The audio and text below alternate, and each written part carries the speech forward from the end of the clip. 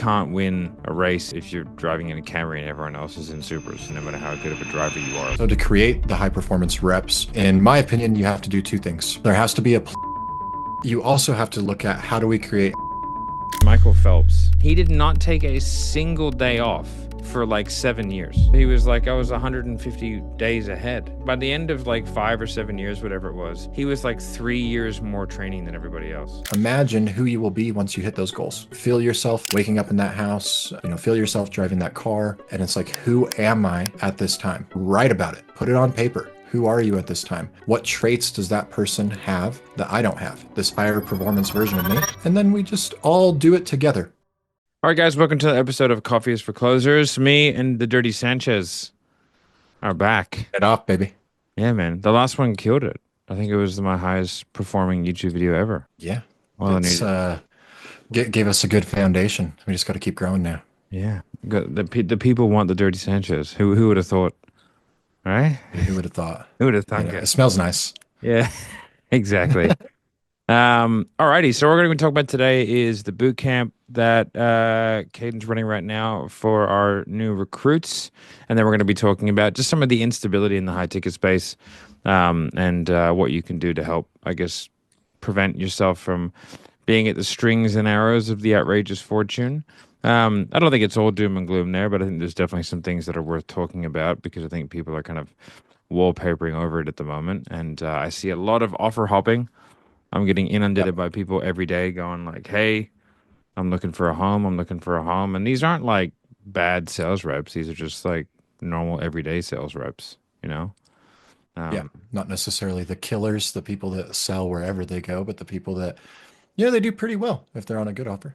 Yeah, exactly. And I think like, Steph Curry be doing Steph Curry things, Yep. And if you're really good at sales, it sort of doesn't matter where you are and what you're doing. You're going to be absolutely fine.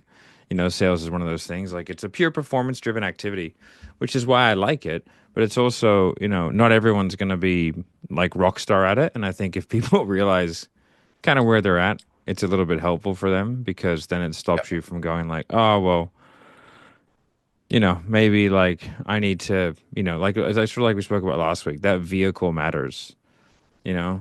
You can't win a race if you're driving in a Camry and everyone else is in Supras. Like you're not going to win no matter how good of a driver you are. Like it's the vehicle just won't get you there.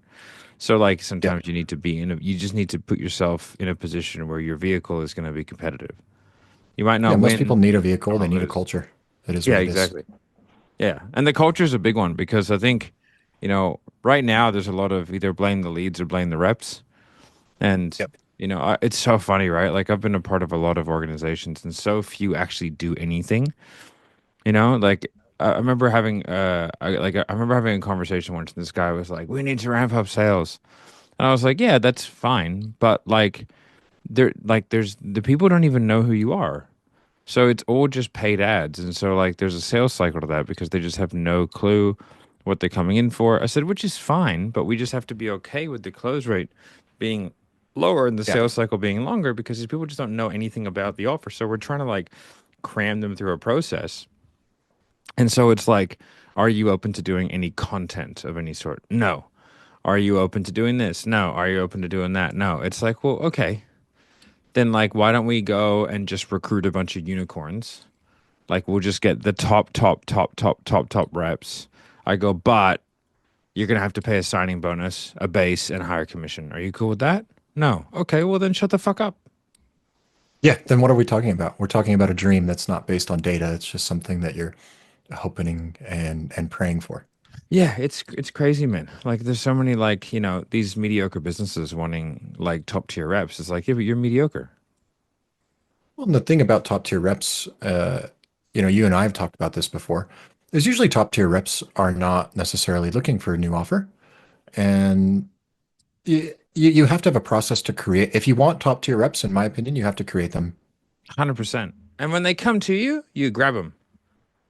Right? But like it's a bonus. It's a bonus, but you need to make them. Yeah. And then if your business can't survive with, medium good reps, then you don't have a business. Like it's just not real. It's a rocket ship that will eventually come back to Earth. exactly. if And if it even took off like one. yeah, and it comes down pretty hard. So like, making your own reps. So like run us through the boot camps. You're running at the moment. We have about 40 odd people going through the boot camp right now. And I think, Yep. feedback's been great so far. And, that key is like is building that culture and actually being able to, have people strive to want to be better, to want to do their best, and to be in an environment where they feel like they can grow. So like what are the steps that you're taking at the moment?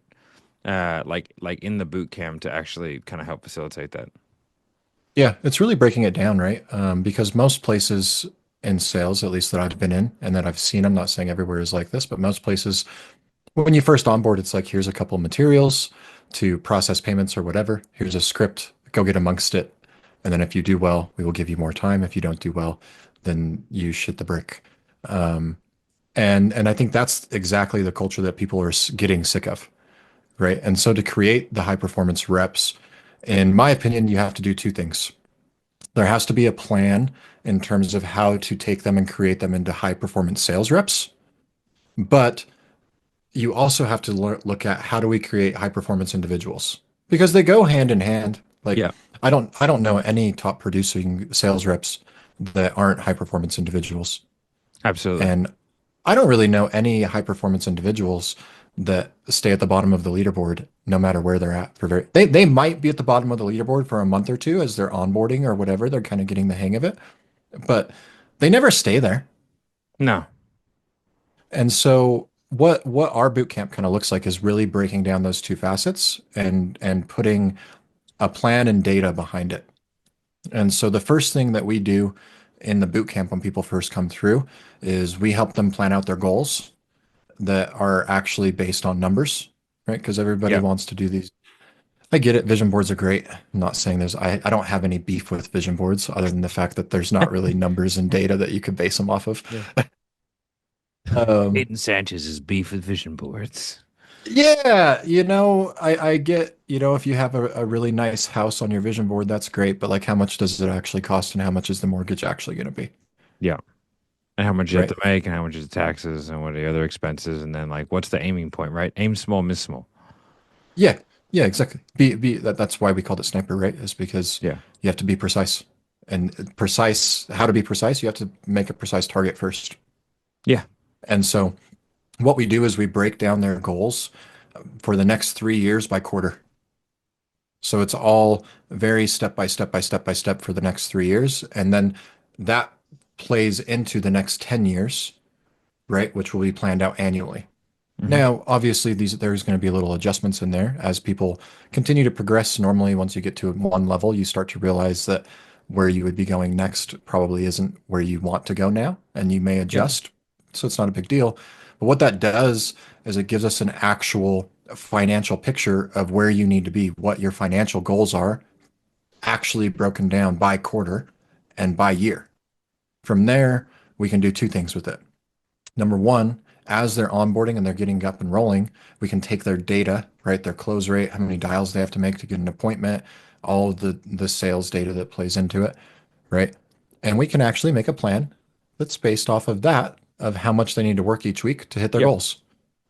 Beautiful. And from one of two things can happen from there. Sometimes we realize that their goals are, Just too big. they're Yeah. yeah, they're too big for their skill set right now, and we Mm. may need to move them back a little bit, If you right? Which close is at good. 10%, you got to do a lot, you You got to know? do a lot, You got to and do a you lot. you I don't know anybody that works 48 hours in a day. No, not I know a many. lot of people's goals that say Ed they should Milet be. does. Yeah, that's what happens when you break a single day into 6 days or whatever it breaks it Yeah. into. Yeah. Um, Every day is you three know, days. I'm a but the week other ahead by the time it's Wednesday. what's crazy is it can happen the other way too. I've seen it happen the other way a lot where people think their goals are way further out than they actually are. Yeah. And then they're like, "Oh shit, I didn't realize that was within reach," and they lock in. And so that really helps a lot because I think in high ticket and just in the 1099 kind of commission space, everybody wants accountability. But if you go into a business that tries to hold you accountable to their standards, most people think that's fucking annoying, right? Like I want you to hold me accountable to my standards, not whatever bullshit you think I should be doing. Yeah. That's actually a really big one because I think like, the one of the traps that I used to see at seventh level was like managers trying to get their guys to do more. And I was Yep. like, yeah, but what if they're happy? That Yeah. happened at Sales Sniper as well. I remember great guy Tony Haddad, and he'd sort of like found his happy place at like 15K a month. And they Yeah. were like, people were coming to me being like, how do we get him to want more? I was like, what do you mean? You don't get people to want more. He's happy. He's reached the point where he's happy. Like, why don't you just let him be happy? Like, Yeah, why what's are we wrong with trying to that? get someone to do more when they don't want more? And at that stage of his life, he was happy with that. And he had a really good work-life balance. And I was like, fuck, man, like, high five. Good job. Nah, it's a Yeah. fucking bad mindset. No, it's not. It's It's really like that's a not. bad mindset. Like, It's what? really How not. dare he put his personal life before his personal life, or before his Well, professional how life? dare he figure out what makes him happy and then do that? I was Yep. like, why should he give a fuck what makes you happy? That's exactly it. It's That's so crazy, but that's kind of how a lot of people function. They're like what I more tell is everybody. better. Yeah, but it's not. No. Maybe it is. Maybe it's not. It's an annoying answer, but it's the truth, Like it's maybe. Yeah, everybody's got different goals and different it's got to be tailored to them. Like that's why we all got into sales. We didn't get into sales because we wanted somebody else's path. Like Yeah, most exactly. of And us are rebels. We're rebellious in spirit. And so yeah, like, you can't control that. So that crave rejection and dopamine. it allows us to take their goals and hold them just accountable to whatever they said they wanted to be held accountable to. Because I do think there's a piece of it that accountability is required to really Mm, create that culture and help people scale. totally. If you want to, like what we're doing at Sniper is really making excellence the standard.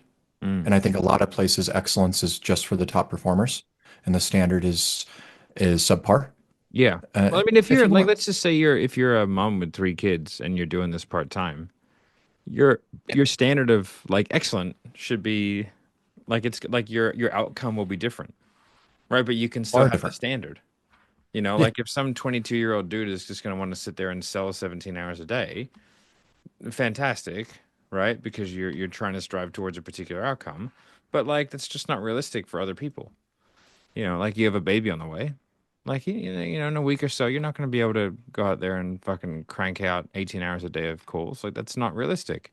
And so like you have to kind of, there's just it's this stupid mentality of like more is always better. And if I've learned uh, anything over the past few years, it's like money does not make you any happier. Like it can provide cool things, and I think money is important to have, but like it can make it easier. yeah, it can definitely make it easier. And people, I think that you should definitely like try and have a decent amount of it because like it Yep. just allows you to do things and is way easier. And being like unhappy and poor versus being unhappy and wealthy is better off being unhappy and wealthy. Right? Yeah, I'd Right? take that Yeah. any day. Yeah. But like it's definitely not like there's definitely those principles of like more is not better. Yep. I think like I was talking to someone a while ago and they know a few billionaires and it's like as soon as you put a B in front of it, life becomes unpleasant. Like Interesting. I'm sure there are some really interesting things that you get to do and see and partake in. However, like the what does this person want from me? Yeah, Right? it probably Because becomes massive. there's not many secret billionaires. Like not that they're saying it, but everyone's like, "Oh, fuck, that dude's a billionaire." Do you know what I mean? Yep. Like straight It's away. public information. Yeah, and then people are like you just don't know why people want to speak to you or what their intentions are, and I think that it really jades you towards people, but whereas like there's I think there's a right amount, and Yeah. that's to where like you can just tell people to fuck off and do what you Yeah, want. exactly. That's and And not that's be that's beholden to really anyone. like it's been interesting as we've done the boot camp and started these different things just because to me and to us, I think these things are normal. Like make a plan and base it on data. To Mm, me, it's not rocket science. But the overwhelming response that we've gotten is nobody else is doing this stuff. Nobody else is onboarding this way. Because what we do from there, that's one piece of the equation. The other piece of the equation is taking that and how do we create a high performance individual now? yeah. And it's not really that all we do is like, it's just, now you have your goals. Just visualize, think about, imagine who you will be once you hit those goals, right? Feel yourself waking up in that house, feel yourself driving that car, really feel it. And it's like, who am I at this time? Mm, Write about it. Put it on paper. Who are you at this time? What traits does that person have that I don't have? This higher performance version of me, what are the traits that they have that I don't have? What habits do they have that are building those traits? And then we just all do it together, right? I'm doing it, they're doing it, right? We all have a list of habits, of short habits that we're working on every day. We all get a calendar. And at the end of the day, if we have accomplished those habits, you put a W. At the end of the day, if you haven't, you put an L. yeah. And you just stack up W's, and you keep your list challenging so that you keep taking L's here and there. But ideally, you're taking more wins than losses. And now we have, from the one planning session, we have something to hold them accountable on the professional side, something to hold them accountable on the personal side, and it's all actually tailored to what they want, not what we want. And just because we have aligned incentives, we all get what we want. Yeah. No, I love that. That's great. And it sort of goes back to, it's funny. It's like I remember when I saw like a photo of a guy hanging off a building, like wearing all black with like an MP5. And I was like, oh, I want to be that guy. And then, I went to the recruiter and I was like, who's this guy? They're like, oh, well, that's this job. I was like, what do I have to do that? And they just like laid it out. And I was like, okay, Yeah. okay, I'll do that then. They're like, oh, it's like 2.5, 3 years. I was like, okay. And it was just like, oh, okay, I just got to tick these boxes. I was like, yep, sweet as, I'll just do that. But like it's the specificity, like it gives you a really pointy direction, you Yep. know? And yeah, I think like people just don't they think about these like grandiose, long-term, ethereal, ephemeral type things, but they're not sitting down thinking like, okay, well, what is that on a day to day? I remember I used to like sit down and like future cost like my business and go like, okay, like where do I want to be in say 3 years? And then what does that guy know that I don't know? Like Yep. if the Matt that runs a $50 million business walks into the office, what does he know? And it's like, well, you can Yep. probably like have really good conversations with accountants. And so it's like, okay, I can't do that now. So I have to go through and learn some finance stuff. And it's like, okay, let me, do these, this, and this. And it's like, I understand corporate structures better. So I need to do this. And I understand this better and this better and this better. I understand like, and I have the better management system. And so it's like, okay, well, I can't do all of these now, but I do have 3 years. Which ones are going to be Yep. what I think to be most important to get me there? And what are important to have when I get there? Then you And start it's like, tackling them. yeah, you start ticking them off, and so you don't create like an overwhelming amount of things to do for yourself to where you're just constantly battling and killing yourself with things to do, and keeping yourself busy all the time. But you do have a plan, and then at least you have some level of confidence that you're gonna get there. So many people just fucking like they idle, you know. Yep. One of my sort of things that me and my wife always say is like these people act like they're getting another go around. It's What do just you mean? like, mate, you get one of these. You know what I Yeah. mean? Like, I don't know what happens next. I'm pretty sure it's not nothing, right? Yeah, agreed. Don't Um, know what it is, but I don't think it's nothing. yeah. But like, man, I know that we're not doing this again. No, no. I'm pretty confident of that. And so like, or at least if you do, I'm not gonna remember it. And so like, just to sit there and let life, like what are you waiting for? There's no, 'Cause there's no it's second not go, man. It's weird. you can common sense your way to some pretty amazing places if you allow it to happen.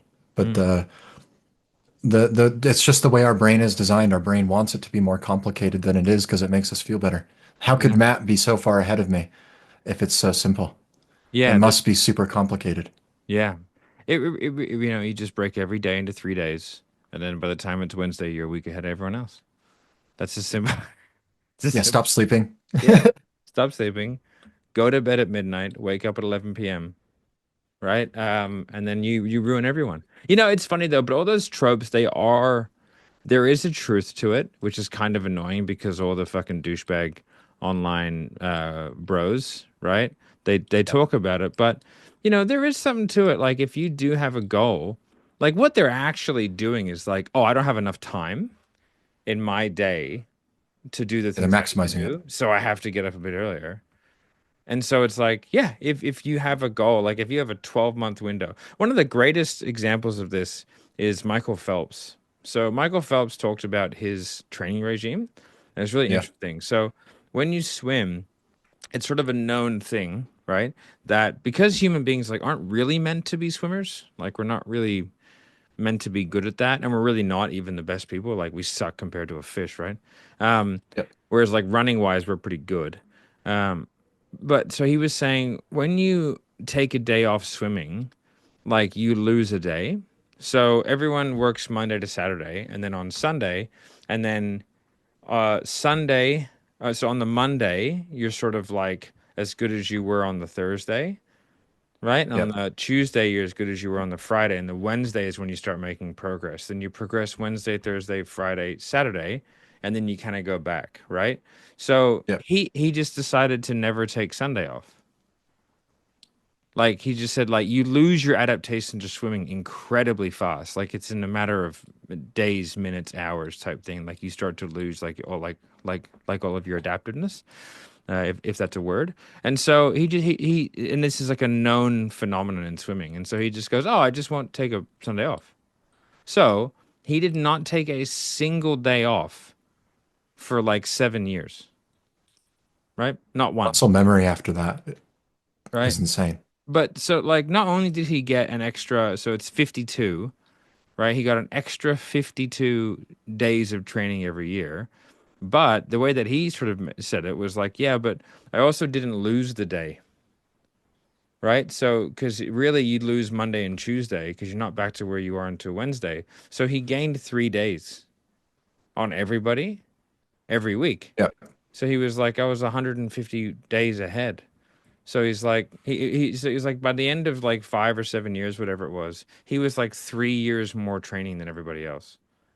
Yeah, you have that compound effect. That's Yeah, super interesting. and he like it showed because he was so much better than everybody else. Like so much better. And he was just the only guy that just didn't he just did the math and he was like, oh, if I just don't take Sunday off, then I just keep going.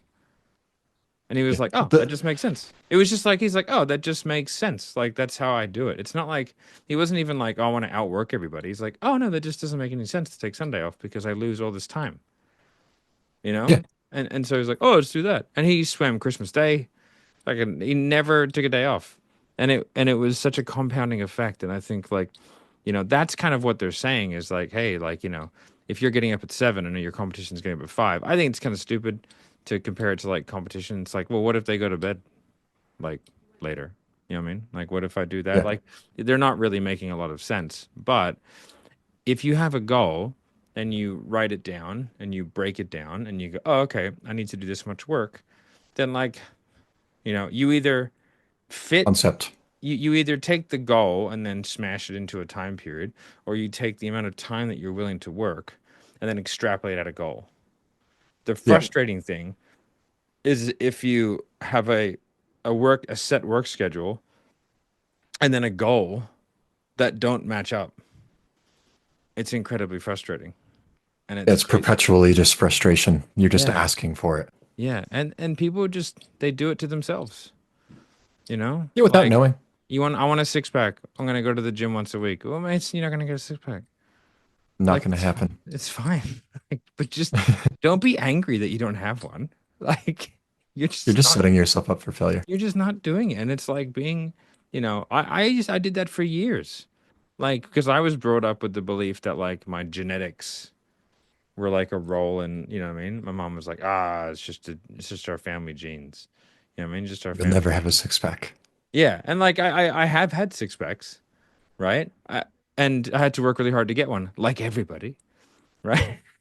Right? Yeah. It was no harder for me.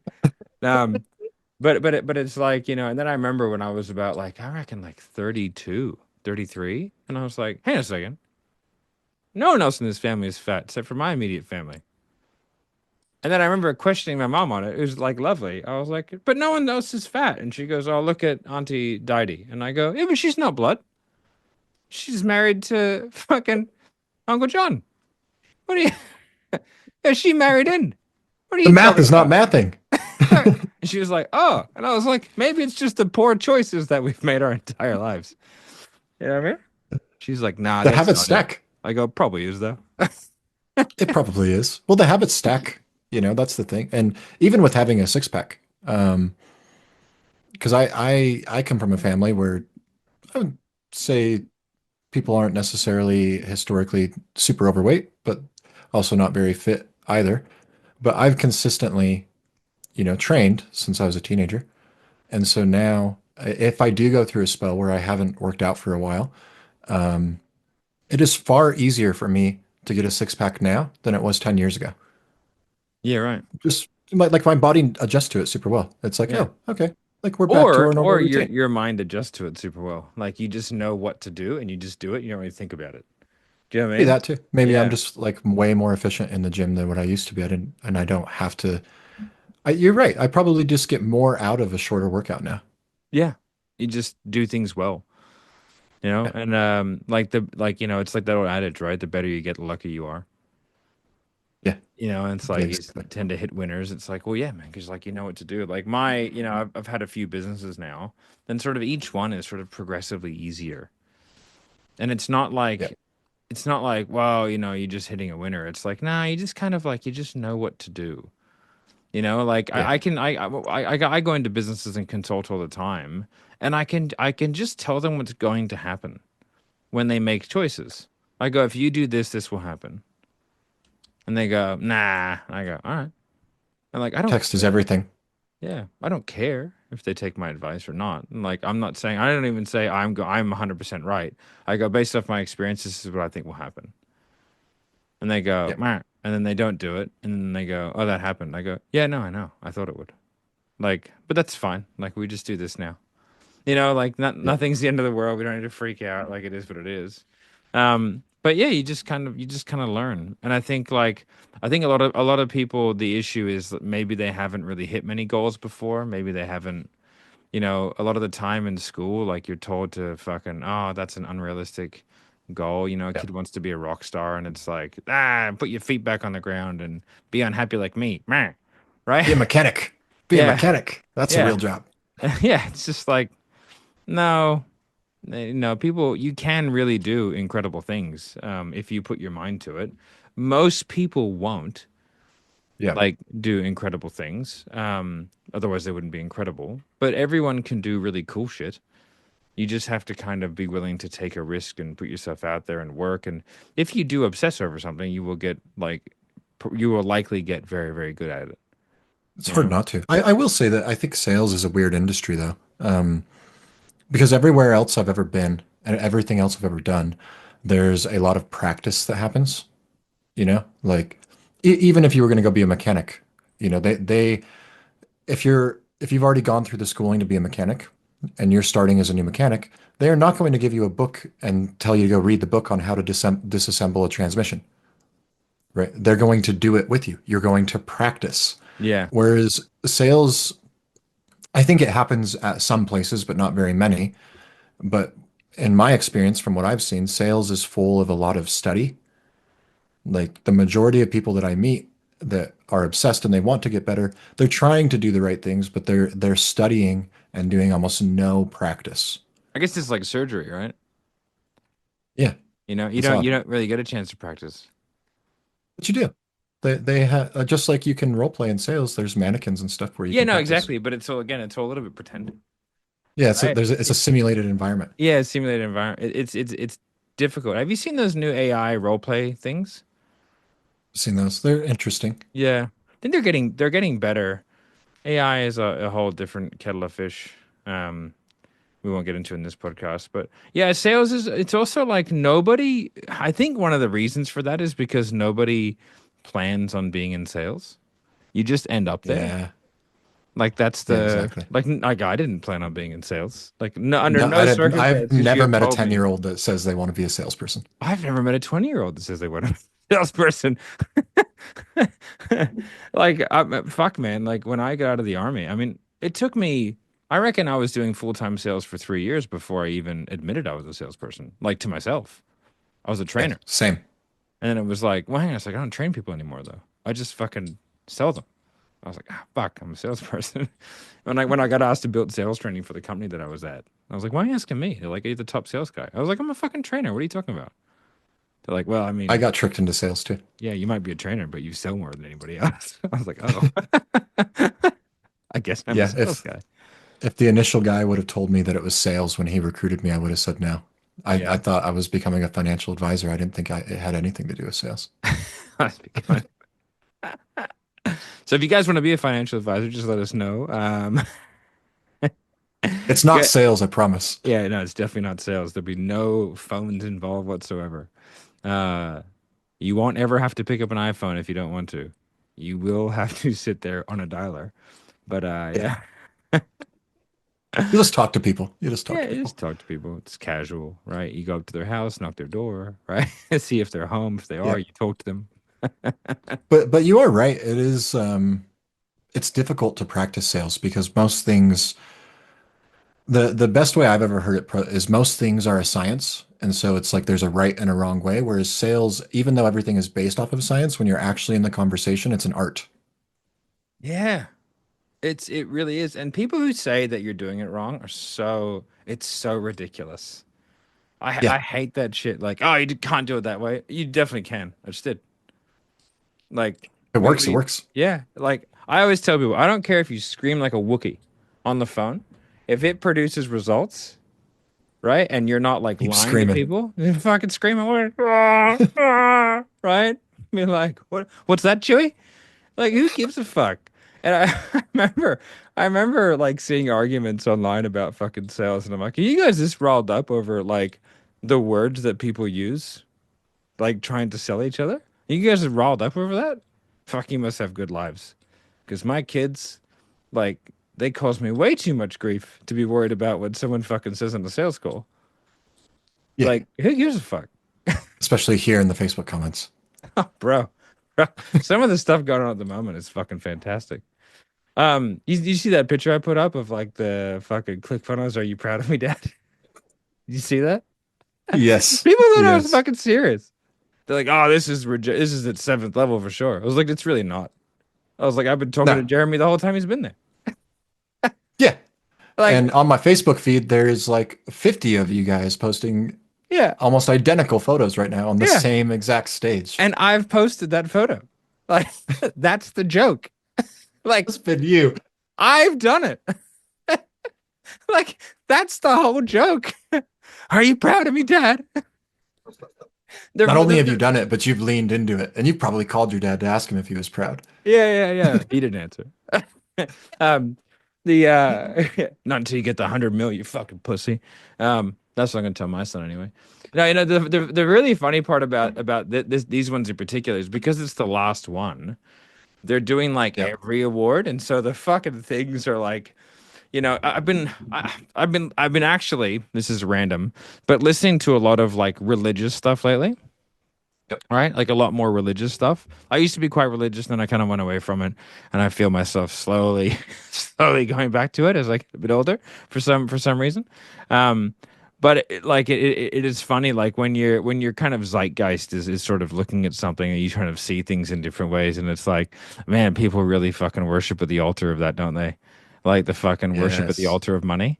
It's like, and I always found that gross. I always found like I really hate the like, we should listen to that person because they make a lot of money, or we should, you know what I mean? Because like I think that there are so many ways to be successful in life. And I Yep. think it goes back to your goal setting. It's like your success is not my success. And if you're like, well, no, I don't want to work that much, and so I'm happy to like take the hit on the income. Like when I met Ryan Serhant, I have a good relationship with him. We talk every now and then. Like we catch up when he's in Australia. If I go to New York, we catch up. And I am not willing to work as much as him. I'm not willing to. Yep. And so after like spending time with him and seeing him operate, I was like, oh, I'll probably never reach that level of success. you Yeah. know? And I was like, because like if that's what it takes, I'm not here for it, you Yeah. know? I've thought the same thing. Yeah. Like I have a I have a hard stop. I'm usually done at like 5:30, at Yeah. latest 6. Yeah, I have kids. Yeah. And we're about to have another one. And you can be fucked if you think that I'm going to spend time with people on my team over my kids. Yeah. Uh, I like them more than you. You know, like yeah. I it want the best things for you. I will support you throughout the day. And if there is an emergency and you need me, I will probably be there unless my kids have an emergency. And then you you're figure it all out, man. fucked. Yeah. Yeah. Yeah, it's so fair, and I think like it takes a little bit of time for people to realize that, which I think also like when you start to realize that, it starts to release the tribalism of work. I don't like tribalism at work. I think it's fun to create a community, right? But then if someone leaves the community, I don't think we should call them a piece of shit, you know, or like have anything negative to say. Like a couple of guys from Seventh Level Financials have reached out to us. We're like, oh, hey man, how's it going? Like, and they left, and they might have even been shitty when they left, but like they sort of, they really realized that it's like, oh, these guys are really trying to help me. I just, for whatever Yep. reason, at that point in my life, wasn't ready or able to do what I needed to do. And when you're told the truth, sometimes that people don't like that. I Yep. remember I got asked like some random sales trainer, like, "Oh, what's your relationship like with him?" I was like, "Oh, when you fire people that don't like you." I was like, "But I think he's a nice guy." But like, Is that not the truth though? yeah, I was like, "Oh, when you fire people that like they don't like you, but he's a nice Yeah, guy." it's done. Like, I have no problem with that with any of these people, but like, like I've fired so many people in sales, like so many, because I've run a lot of sales teams. You I have to. remember I went to Cole's event and I was like, I've fired half these motherfuckers here. It's like that worked for Cole. But I have good relationships with most of those guys because they sort of realize, you're not doing it to them. It's just a circumstance, and like for whatever reason, like, and I always try and do it nice, like, hey man, it's not working out, like, and it shouldn't be a surprise. But generally speaking, Yep. as a rule, if you fire someone they don't like you, but which is fair enough. Like like Sean Ray, right? Yeah. Like Sean Ray made me his enemy for a while. I love Sean. I always have. And for whatever reason, and I've talked about this to him because we have a very good relationship again. And I was like, Yep. and I went to him and I was like, so do you still hate me? He's like, "Marr." And I was like, it's okay if you do. I was like, it's fine. Like, I like you. I think you're a great dude. And if I needed to play that role for you, it's fine. I get it. Oh Like yeah. you needed the fuel for the fire, and not Yep. liking me and blaming me for certain things was that fuel, and that's just how you operate. And I don't think that's a bad thing. I think it's just a thing. If that's what you need from me, man, fuck it, I'll be the bad guy. I'm not gonna like do anything, but if that's like it doesn't upset me. Like the Jordan effect.